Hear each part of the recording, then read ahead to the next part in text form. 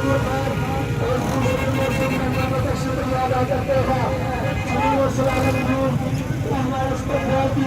जनाब ज़हीर अहमद बादशाह chairman Kashmir committee, राजा Nasrallah Mirza गिरफ्तार साहब का शुक्र नाज़र और तमाम दूसरे नौजवानों का जिन्होंने हमें इतनी हौसला अफजाई दी।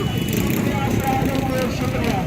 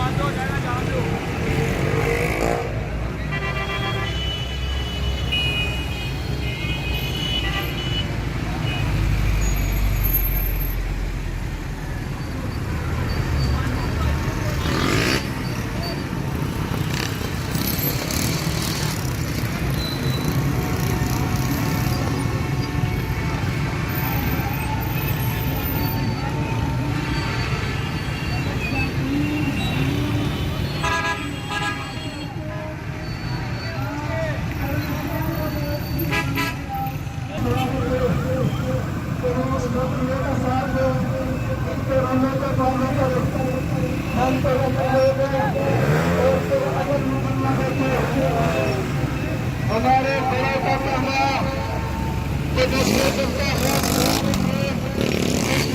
साथ चले।